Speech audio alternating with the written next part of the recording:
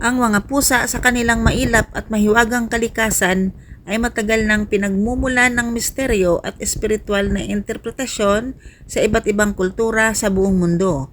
Hindi lamang sila mga alagang hayop sa maraming paniniwala, sila ay mga simbolo na may malalim na kahulugan. Sa pag-uugali ng mga pusa ay madalas na inilarawan bilang mahiwaga. Ang kanilang kakayahang lumitaw at mawala ng tahimik, ang kanilang malayang espiritu, at ang kanilang tila kakayahang maunawaan ang mga damdamin ng tao ay nagdudulot ng isang aura ng misteryo. Ang kanilang mga mata na tila nagtataglay ng isang kakaibang karunungan ay nagpapalalim sa ganitong impresyon.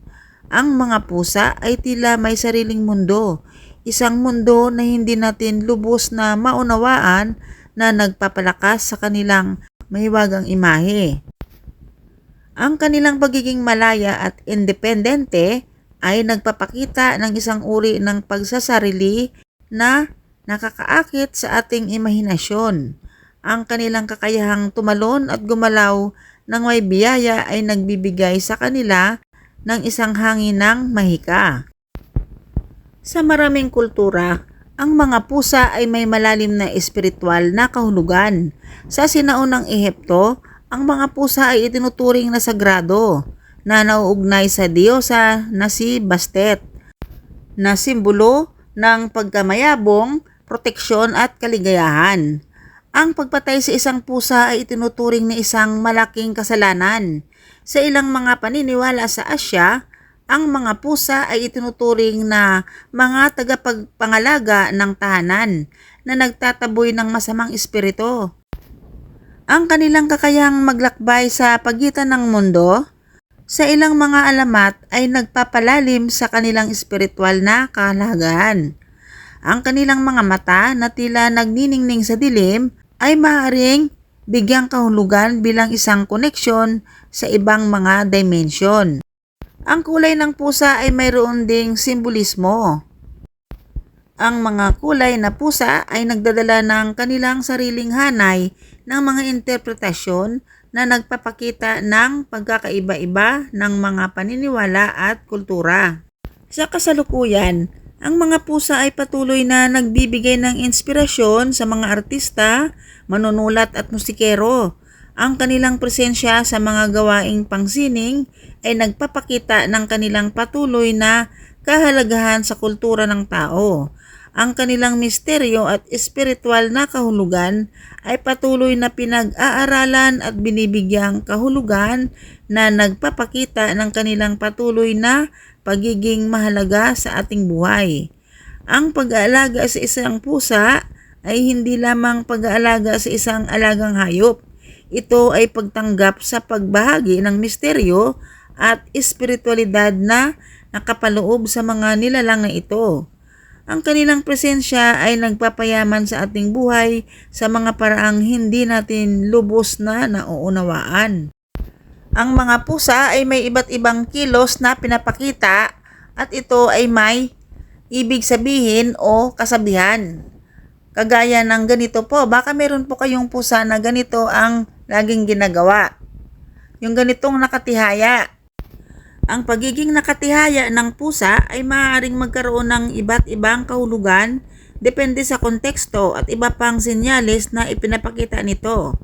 Ang mga pusa ay likas na nakaka-relax kapag nakahiga ng patagilid o nakatihaya. Ito ay dahil sa kanilang kakayahang mag-adjust sa temperatura at mag-save ng enerhiya.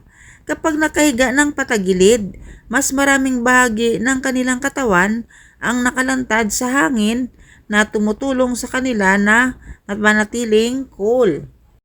Kapag ang isang pusa ay nakatihaya sa harap mo, ito ay maaaring magpahiwatig ng tiwala at kasiyahan. Ang posisyong ito ay nagpapakita ng kanilang pagiging bukas at handang makipag-ugnayan. Ang mga pusa ay madalas na nakatihaya kapag gusto nilang magpakarga o magpahaplos. Ang posisyong ito ay nagpapakita sa kanila ng pagiging malambing at mapagmahal. Kung ang isang pusa mo naman ay nakatihaya ng tahimik at hindi nagpapakita ng anumang senyales ng pagkabalisa, Ito ay maaaring magpahiwatig na sila ay komportable at nakaka-relax.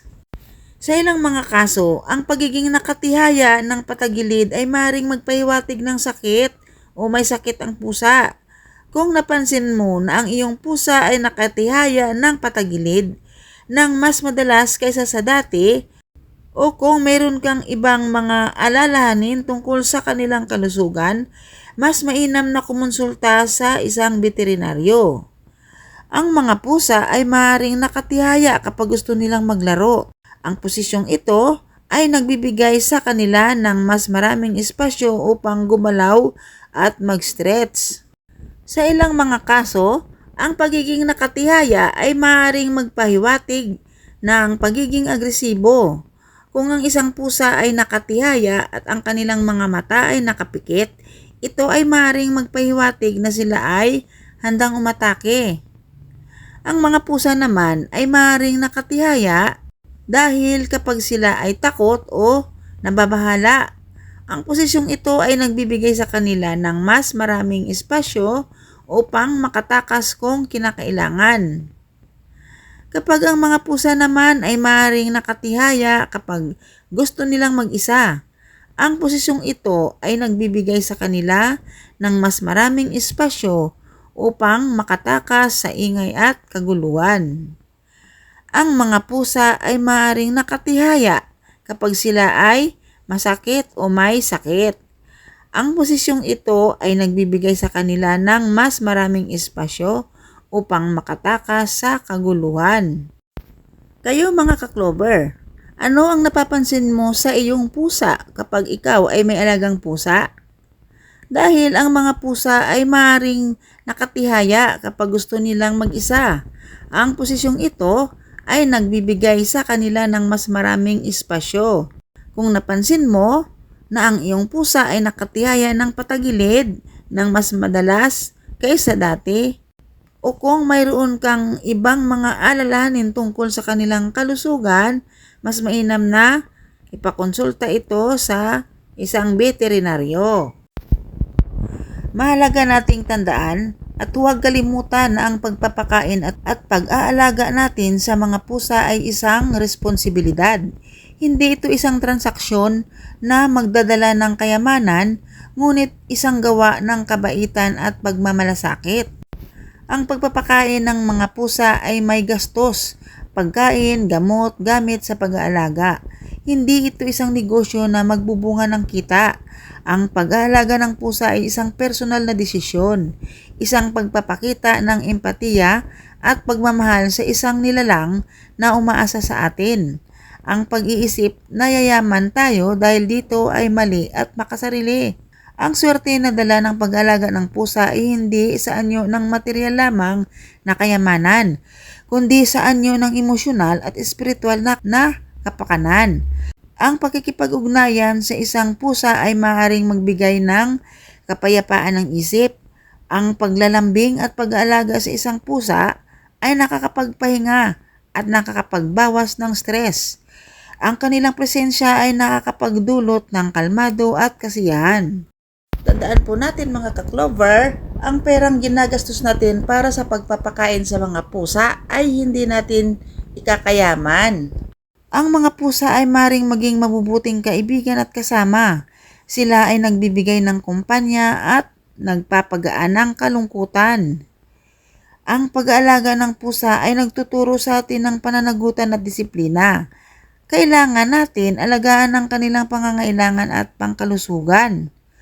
Ang pagmamasid sa mga pusa ay maring magturo sa atin ng mga aral tungkol sa buhay tulad ng pagiging malaya, pagiging mapagmahal at pagiging mahinahon.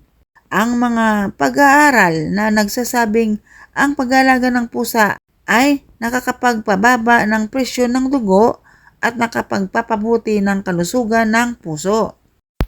Sa madaling salita, ang pag-aalaga ng pusa ay isang gawa ng kabaitan na may positibong epekto sa ating emosyonal at mental na kalusugan. Ang swerte na dala nito ay hindi material lamang, ngunit isang mas malalim at mas makahulugang uri ng kayamanan. Ito ay isang pamumuhunan sa ating sariling kagalingan at sa kagalingan ng isang nilalang na nangangailangan ng ating pag-aalaga. Mga ka-Clover, ito na po ang aking original voice. Kasi po nung mga nakaraang buwan sa mga video natin ay gumamit po ako ng AI voice at nagpapagaling muna ng mga isang buwan ay nagkaroon po ako lagi ng sore throat o sakit sa lalamunan. Kaya naman hindi ako makapagsalita ng maayos at nagpakonsulta ako sa doktor. At ito na po ako ngayon at okay na po ang boses ko kahit paano na handang magbigay tips sa ating mga video. Maraming salamat sa hindi nag-iwan sa akin at tuloy-tuloy ang panood ng ating mga videos at sana po ay hindi kayo magsawang magsubaybay sa ating mga susunod pang video. Walang katapusang pasasalamat sa inyong lahat and God bless us all always.